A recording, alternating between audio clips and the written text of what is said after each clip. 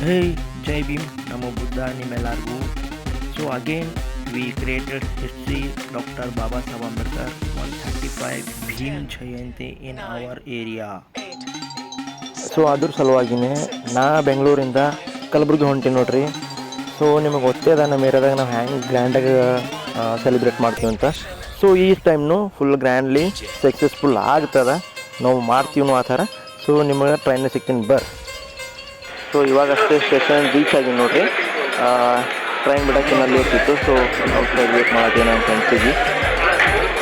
So ಜಾಸ್ತಿ ನನಗೆ ಕ್ಲಿಪ್ಗಳು ತೊಗೊಳಕ್ಕಾಗಿಲ್ಲ, station ಆಗಲಿ ಔಟ್ಸೈಡ್ ಆಗಲಿ. ಸೊ ಇಲ್ಲಿ ನೋಡ್ರಿ, ನಾವು ಈಗ ಗುಲ್ಬರ್ಗ ರೀಚ್ ಆಗಿ ನೋಡ್ರಿ ಯಾವ ಥರ ಡೆಕೋರೇಷನ್ ಮಾಡ್ಯಾರ ಎಲ್ಲ ಕಡೆ. ಸೊ ಸ್ಟೇಷನಿಂದ ಡೈರೆಕ್ಟ್ ನಾವು ಜಗತ್ ಸರ್ಕಲ್ ಕಡೆಗೆ, ಬಾಬಾ ಸಾಹೇಬ್ ಸ್ಟ್ಯಾಚು ಕಡೆಗೆ ಹೊಂಟೀವಿ ನೋಡ್ರಿ.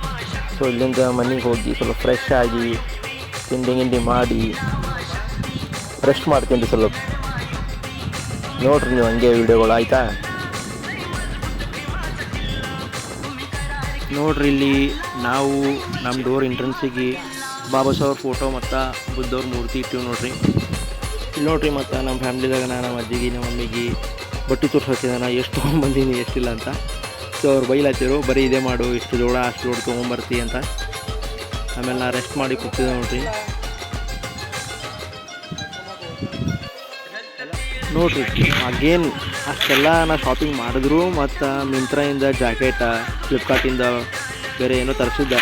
ಸೊ ನೋಡಿರಿ ಇಷ್ಟೆಲ್ಲ ಶಾಪಿಂಗ್ ಮಾಡಿದ್ರು ನಂಗೆ ಸಾಕಾಗಿಲ್ರಿ, ಮತ್ತು ಆನ್ಲೈನಿಂದ ತರಿಸಿನ ನಾ. ಹಂಗೆ ನಂಗೆ ಒಂದು ಸ್ವಲ್ಪ ಕೋರ್ಟ್ ಕಡೆ ಕೆಲಸ ಇತ್ತು. ಸೊ ಫ್ರೆಶ್ ಆಗಿ ಪಟ ಅಂತ ಫ್ರೆಶ್ ಆಗಿ ಕೋರ್ಟ್ ಕಡೆ ಹೊಂಟೀನಿ ರೀ. ಕೋರ್ಟ್ನಾಗ ಒಂದು ಸ್ವಲ್ಪ ನಂಗೆ ಈಸ್ಟ್ ಟೈಮ್ದು ಕೆಲಸ ಇತ್ತು. ಸೊ ಅದ್ರ ಸಲುವಾಗಿ ಇಲ್ಲೊಂದು ಶಾಪ್ ಹತ್ರ ಕೂತಿದ್ದು ನಾನು.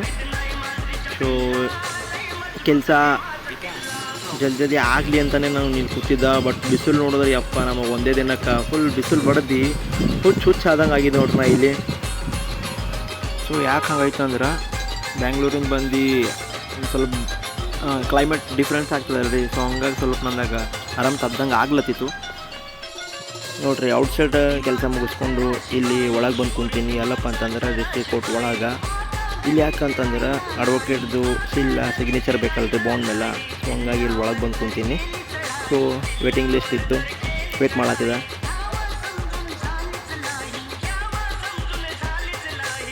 ನಾಳೆಗಿಂದ ಯಾರ್ದು ಬರ್ತಿ ಬರಲಿ, ನಾ ಕರ್ಕೊಂಡು ಹೋಗೋಣ ಈಗ ಹೇಳ್ತೀನಿ. ನಾವು ಓದ್ತೀನಿ ಹಾಂ, ರೋಜಾ ಕೂತೀನ ಹಾಂ ಹಾಂ.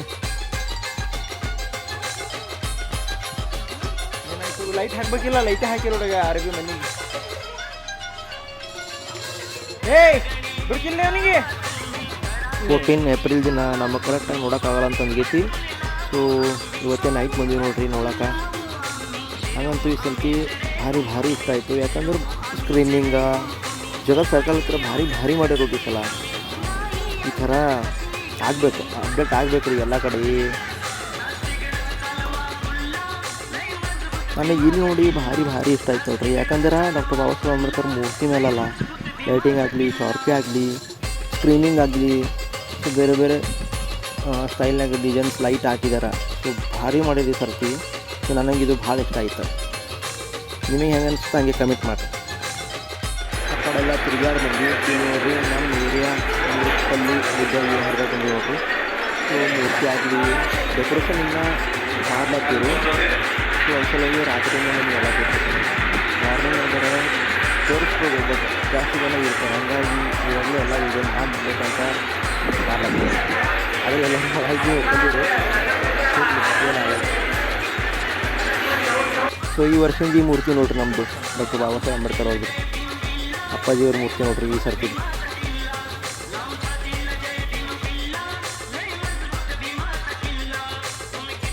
ಆಲ್ಮೋಸ್ಟ್ ನಿಮ್ಗೆ ಎಲ್ಲರಿಗೂ ಗೊತ್ತಿದೆ ನೋಡ್ರಿ, ಅಡುಗೆ ಪ್ರಿಪ್ರೇಷನ್ ಆಗಲಿ ಭಾಳ ಲೇಟಾಗಿ ಮಾಡ್ತಾರಂತ. ಸೊ ಇನ್ನೂ ಸ್ಟಾರ್ಟ್ ಮಾಡಿದ್ದಿಲ್ಲ. ನಾ ಆಲ್ರೆಡಿ ವೀಡಿಯೋ ಮಾಡ್ಕೊಂಡು ಮನೆ ಕಡೆ ಹೊಂಟಿದ್ದಾರೆ. ಸೊ ನೈಟ್ ಏನಾಗಿತ್ತು ಅಂದ್ರೆ ಟೈಮ್ 4 ಗಂಟೆ ಆಗಿತ್ತು ನೋಡ್ರಿ. ಸೊ ನನಗೆ ವೀಡಿಯೋನು ಏನು ಮಾಡೋಕ್ಕಾಗಿಲ್ಲ, ಫುಲ್ ಟಯರ್ಡ್ ಆಗಿತ್ತು.